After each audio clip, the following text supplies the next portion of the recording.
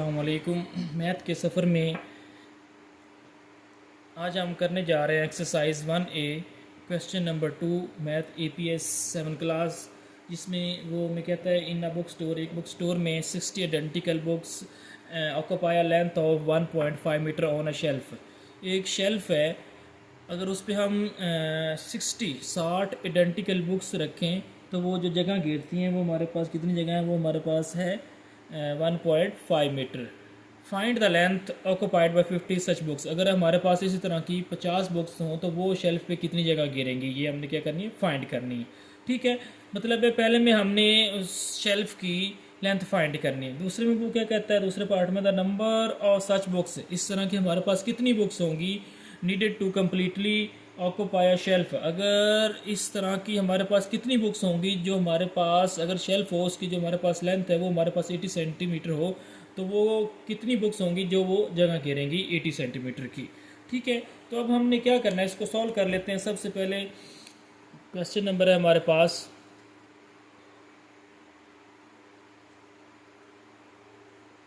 2 है। एक्सरसाइज हमारे पास 1A7।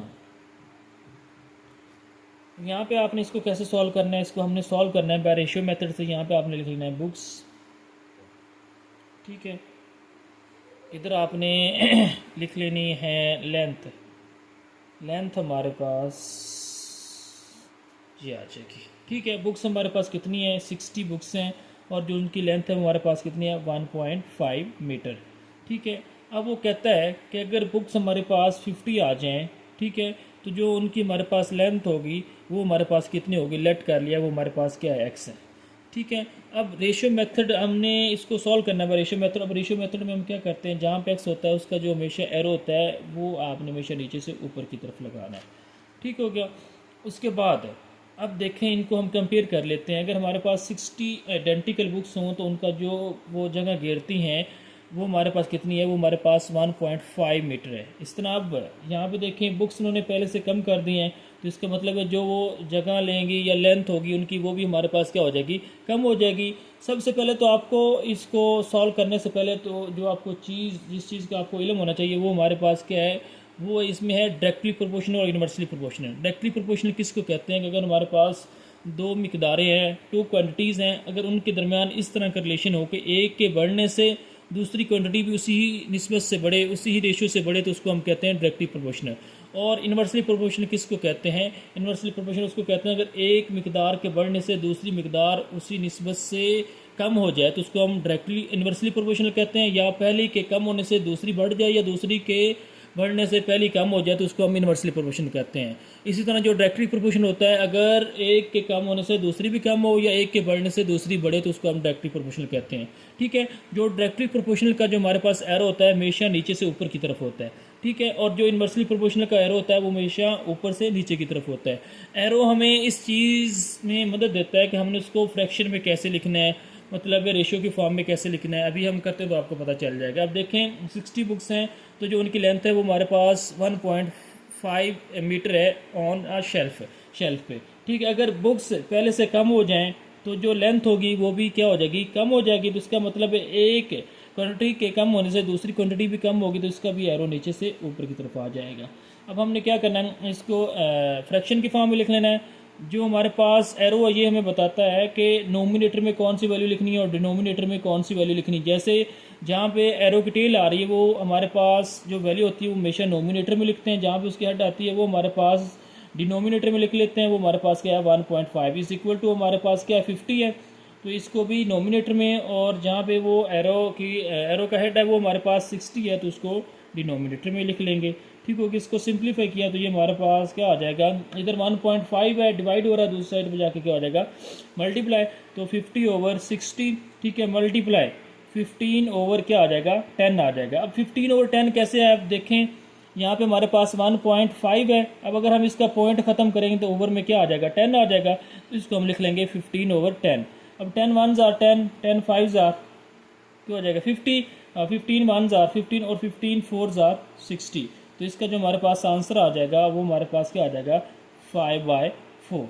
ठीक हो गया। अब हमने क्या करना है, 5 को अंदर रखना है, 4 पे डिवाइड करना है, 4 1 जार 4, ठीक हो गया। तो बाकी हमारे पास क्या बच गया, 1। अब क्या करेंगे, जो हमारे पास अगर इसको वोल फॉर्म में लिखें तो हमारे पास जो आंसर आएगा 1 वोल 1/4 आ जाएगा। कैसे, सबसे पहले आपने जो इसको आंसर आ रहा है वो हमारे पास 1 आ रहा है, ठीक है। उसके बाद जो रिमाइंडर है उसको आपने नोमिनेटर में लिखना है और उसके बाद जो डिवाइज़र है उसको आपने डिनोमिनेटर में लिखना है। अगर ये नहीं आंसर अगर पॉइंट में है तो फिर आपने क्या करना है, 5 को अंदर रखना है, 4 पे डिवाइड करना है, 4 1 जार 4, ठीक हो गया, 1 बच जाएगा, ठीक है, माइनस किया। अब ये देखें 1 छोटा है, 4 बड़ा है, ऊपर आपने पॉइंट लगा लेना है, ठीक है, इधर आपने ज़रूर लगानी है। 4 2 जार हमारे पास क्या आ जाएगा, 8, ठीक हो गया, माइनस किया, सब्ट्रैक्ट किया तो हमारे पास 2 आ जाएगा। अब हमने पॉइंट लगाया, जितनी मर्जी जीरो लगाते जाए कोई फ़र्क नहीं पड़ेगा। 4 5 जार हमारे पास क्या आ जाएगा, 20 आ जाएगा। तो ये हमारे पास इसका जो हमारे पास आंसर आ जाएगा x इज इक्वल टू हमारे पास 1.25 मीटर आ जाएगा। अब आप देख लें, खुद ही कंपेयर कर लें, 60 आइडेंटिकल बुक्स थी तो उनका जो हमारे पास मैथ्स आ रहा था वो हमारे पास, सॉरी 60 आइडेंटिकल बुक्स थी, उनका जो हमारे पास लेंथ आ रही थी शेल्फ पे वो हमारे पास 1.5 मीटर थी। अब पहले से बुक्स कम की हैं तो इसका मतलब लेंथ भी कम होगी। अब यहाँ पे देखिए पहले 1.5 मीटर लेंथ थी, अब हमारे पास 1.25 मीटर है, मतलब बुक्स के कम होने से, ठीक है, जो उनकी लेंथ है वो भी क्या होगी, कम होगी। तो इसका मतलब ये हमारे पास कौन सी क्वांटिटी है, ये हमारे पास डायरेक्टली प्रोपोर्शनल है, ठीक है। मतलब इसके साथ जो हमारे पास रेशियो आएगी वो हमारे पास डायरेक्टली प्रोपोर्शनल की आएगी, ठीक है। अब इसका जो सेकंड पार्ट है उसमें हमने क्या करना है, सेकंड पार्ट में आपने नंबर 1 तो ये इसी मेथड से भी हमने उसको भी इसी मेथड से सॉल्व करना है। बुक्स लिख लेनी है, यहाँ पे आपने लेंथ लिख लेनी है, ठीक है। अब यहाँ पे बुक्स हमारे पास कितनी है, 60 हैं, ठीक है, और जो उनकी लेंथ है वो हमारे पास कितनी है, 1.5 मीटर है, ठीक है। अब वो कहता है कि आपने नंबर ऑफ बुक्स फाइंड करनी है, लेट कर लिया वो हमारे पास x है, और जो उनकी लेंथ है वो हमारे पास किस में आ रही है, 80 सेंटीमीटर में आ रही है, ठीक है। अब या तो जो हमारे पास मीटर है उसको आप सेंटीमीटर में कन्वर्ट कर लें या सेंटीमीटर को मीटर में कन्वर्ट कर लें। अगर हमने मीटर को सेंटीमीटर में कन्वर्ट करना है तो क्या करेंगे, आपने इसको 100 के साथ क्या कर देना है, मल्टीप्लाई करवा देना है, ठीक है। जब हम मल्टीप्लाई करवाएंगे तो ये हमारे पास आंसर आ जाएगा 150 सेंटीमीटर आ जाएगा। दोबारा देखें, यहाँ पे हमने क्या किया, जो हमारे पास लेंथ आ रही थी पहले हमारे पास मीटर में आ रही थी, अब हमने इसको सेंटीमीटर में कन्वर्ट करने के लिए हमने क्या किया, 1.5 को हमने 100 के साथ मल्टीप्लाई कर दिया, तो हमारे पास उसका जो आंसर आ जाएगा वो हमारे पास 150 सेंटीमीटर आ जाएगा, ठीक है। अब जिसके साथ हमेशा जो चीज़ हमने फाइंड करनी होती है उसके साथ जो एरो होता है हमेशा नीचे से ऊपर की तरफ होता है। अब देखें 60 बुक्स हैं तो उसका जो हमारे पास उनकी जो लेंथ आ रही है शेल्फ पे वो हमारे पास 150 सेंटीमीटर आ रही है, ये वाले, ठीक है।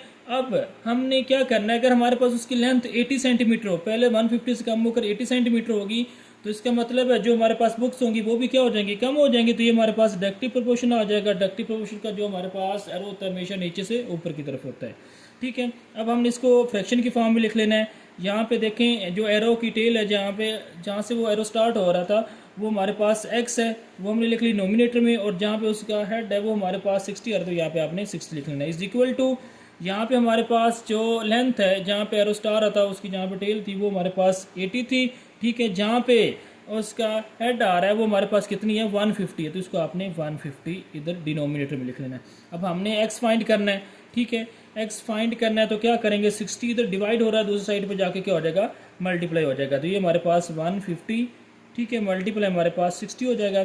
अब इसको देखें, ये 10 के टेबल पे कट होता है, 10 15 जार हमारे पास क्या होता है 150, और यहाँ पे जो हमारे पास है 10 6 जार हमारे पास क्या होता है 60 होता है, ठीक है। अब इसको मज़ीद सिंप्लीफाई कर लेंगे तो ये हमारे पास क्या आ जाएगा 80 ओवर हमारे पास क्या आ जाएगा 15 मल्टीप्लाई हमारे पास 6 आ जाएगा। 3 2 जार 6, 3 5 जार 15, 5 1 जार 5, और यहाँ पे 5 1 जार 5, 3 बच गया, 3 को 0 के साथ मिलाया 30, 5 6 जार 30, 5 6 जार 30 आ जाएगा। तो x इज इक्वल टू हमारे पास 16 multiply by 2 which is equal to हमारे पास x इज इक्वल टू हमारे पास आ जाएगा 32। तो ये हमारे पास इसका आंसर आ गया। अगर हमारे पास 80 सेंटीमीटर की शेल्फ होती है तो उस पर जो हमारे पास बुक्स आएंगी वो हमारे पास कितनी आ जाएंगी 32 बुक्स आ जाएंगी, ठीक हो गया। तो ये हमारा दूसरा क्वेश्चन कंप्लीट हो गया। अगर इसमें कहीं पे कोई गलती कहीं मिस्टेक हो तो ज़रूर कमेंट में बता दीजिएगा। अल्लाह हाफिज़।